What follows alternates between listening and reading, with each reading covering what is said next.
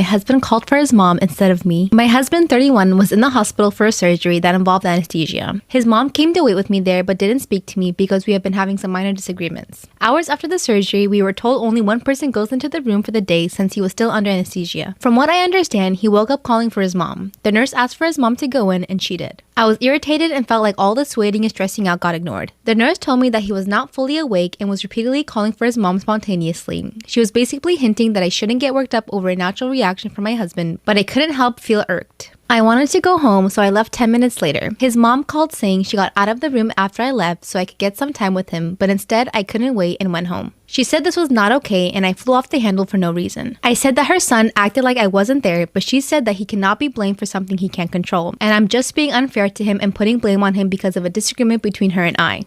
I cut the conversation short after I sensed that she somehow blamed me for being unacknowledged and ignored. Her husband texted later saying I'm being hostile over nothing and that I should focus on my husband's health instead of acting petty, but I don't think I did anything that qualifies as petty. You're mad that your husband is on drugs and called for his mama. It's like a natural person reaction, like that's his mom. Am I wrong for forcing my roommate to miss her finals exam that she spent 2 years studying for? Context: I live with a roommate and her 3-year-old child. Roommate is a 4th-year medical student and is really struggling, having to balance with child, intense study workload, chores, and part-time jobs to afford rent, babysitter, and necessities. On the day of the biggest exam of her entire degree, her babysitter canceled last minute. She was absolutely frantic and hysterically called every one of her contacts to help. Of course, she asked me. She has asked me before to babysit, and I always give a stern no. It's not the time that I need to spend, since I'm perfectly fine with swapping around chores, but the principle that I must be responsible for the child for the duration. Example, if the child hurts himself, no matter how badly, it would be on me. And I refuse to take that responsibility for something like that, so I always refuse to babysit. She begged me, and since the journey to her exam center is almost 2 hours and she needed to go now, she just said, "I don't effing care," and just left the house. Frankly, I found this quite disrespectful, as it is trying to push me to babysit without my consent. Right after she left, I grabbed my coat and also left. She was starting her car when she saw me and asked what I was doing. I told her I was going to watch a movie. I lied. I just refused to babysit without consent. Her eyes dropped and I could see the tears forming as she started begging me more to help her. I still explained the same thing, and that it's not the time or effort but the responsibility. She told me she would sign a waiver that states I am 100% not responsible no matter what happens. I am not an expert in law and not sure if such a waiver is even legally enforceable. Even so, it still carries responsibility risk, so I stand my ground. Eventually, she became quiet and started sobbing while hitting herself. I, as respectably as I can, asked if there's anything I can help with that does not involve babysitting the child. She told me to F off, so I did and actually went to watch a movie. It's been a few weeks and she still absolutely refuses to communicate with me. I do feel pretty bad, since I've seen for the past 2 years we've lived together that she has almost no free time, always sleeps later than me, and wakes up earlier than me to cram in a little bit of extra study. I know the exam meant a lot to her, and missing the exam might jeopardize her entire degree of 4 years. It sucks that her efforts for the past 2 years has gone down the drain, but that's not an excuse to cross my bottom line. Am I the asshole for cooking scraps for dinner? I'm 27 female and my boyfriend is 41 male. We need to go grocery shopping but have leftovers in the fridge from last night, which I assume could be eaten this evening. These leftovers are uncooked burger patties, pasta salad, and grilled corn. At 7 p.m. this evening, my boyfriend asked what I was making for dinner. I reminded him of the leftovers and he said I was throwing a hissy fit over not wanting to cook him a good meal. Then he said he'd probably just eat some crackers or something and he'd have to figure it out himself, then fell back asleep. After he fell asleep, I felt horrible, so I cooked him some rice, ground beef, peppers, onions, and grilled some fresh corn. Am I the asshole for cooking scraps for dinner? I mixed it all together with some homemade chipotle sauce, then baked it with some cheese to melt. When I presented it to him, he wouldn't even taste it. He then asked if I got fresh ingredients at the store or used what we had. I told him I cooked everything fresh, but it was bought yesterday. The corn hadn't been cooked before, the pepper hadn't been cooked before, etc. It was all extra ingredients that I hadn't used yesterday. He then told me I ruined his night further by not listening to him and letting him make his cracker meal.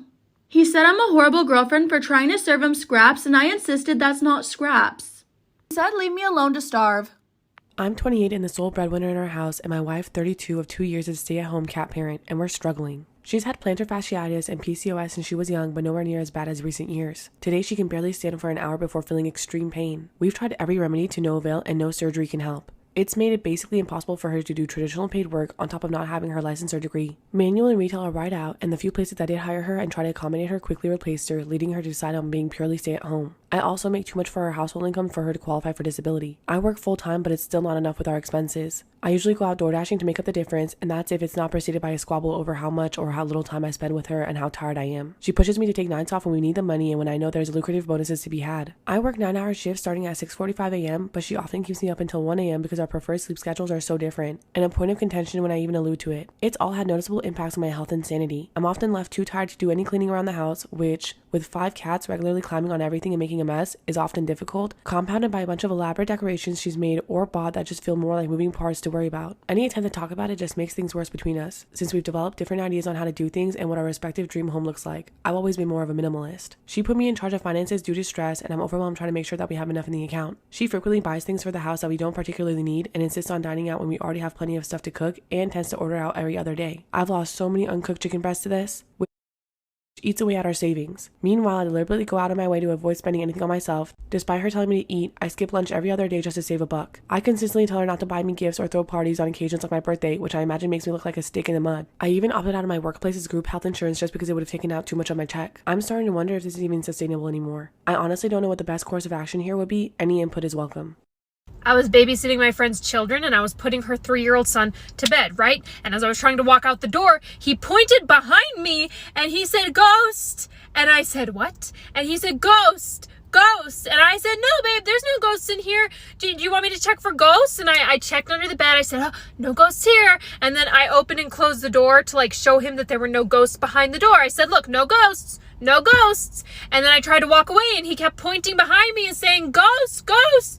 And so luckily I had a friend who was helping me babysit and she had children of her own. So I thought maybe she knows how to handle this kind of situation. And I walked across the hall to the little boy's sister's bedroom because my friend was putting his sister to bed. And I walked up to my friend and I didn't want to scare his little sister. So I whispered to my friend, "Oliver says that there's a ghost in his room." And my friend said, "What?" And I said, I know. I told him there's no ghost. And I did the thing they do in the movies where you like check under the bed and stuff. But like he is very certain that there is a ghost in there. And my friend said, "Okay." So we both go. We stand in his doorway. We were like, "What's up, Ollie?" And he just kept pointing behind us and saying, "Ghost, ghost." And he's getting more and more upset, right? He's yelling "ghost" and he's more and more frantic. And my friend and I are pretty spooked at this point. We thought, okay, well, we're not going to do is freak out. But we are quite certain that there is a ghost on the premises. What do we do? Does Allie have any smudge sticks in the house somewhere or like fancy candles? And then all of a sudden from the other room, his sister yelled out, "Closed." And we both went, "What?" And his sister said, "He's saying closed. He wants to sleep with the door closed." And we were like, yeah, obviously. We knew that's what he was saying. We weren't scared of a ghost. Am I the asshole for having a lights out wedding? I, 27 female, am the daughter of the most amazing parents. They're also both blind, and being raised by blind parents wasn't without its challenges, but we always found solutions. My parents have their own way of being fashionable, and rather than appearance, it's fabric and feel. I used to hate it as a teenager, but now I love it and I'm comfortable in my clothes. With the wedding planning, my future husband asked me if I was gonna be okay with the photos. He didn't mean it maliciously, it just didn't occur to him that I was originally planning to buy them clothing to wear. But the more I thought about it, the more I thought, wouldn't a fabric wedding be special? Essentially, the whole wedding will be in the dark. Am I the asshole for having a lights out wedding? I was inspired by the movie About Time and realized I don't want to dress my parents. I want them to enjoy our wedding the way they experience it. And I want to experience this special day as they would too. My fiance doesn't care, and in his mind, the moment I said yes, I was his wife. To avoid accidents, we're going to be using glow stick lighting and everyone will be provided glow bracelets and necklaces. My family is supportive and his brother loves the idea, but his parents are against it. They said it's not fair to punish the guests because my parents are blind. Part of his family is siding with his parents and are vowing not to boycott if we don't have lights. Fiance thinks it's their loss. Am I the asshole for sending my coworker into anaphylactic shock? I'm being vilified by my coworkers and genuinely considering quitting my job because of this. I work a pretty standard day job and at night I help my friend at her restaurant. The restaurant serves an assortment of Thai cuisine. To be honest, I'm insanely picky, but I fell in love with the peanut sauce the main chef makes. He showed me how to make it and I make it about once a week and take it either with noodles or stir fry to lunch. People know this and a handful have tried it.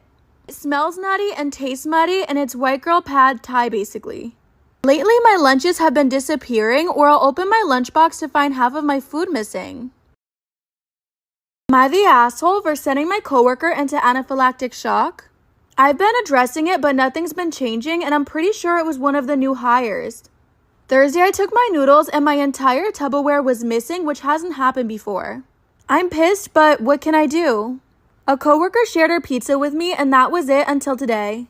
My boss confronted me and accused me of poisoning my noodles because his daughter, one of the new girls, borrowed my lunch and has to be hospitalized. Turns out she was severely allergic to nuts and ate some, and boom. She used an epi and is now in the hospital. Her dad wants me to be accountable for her bills and condition, but I don't see it. She stole.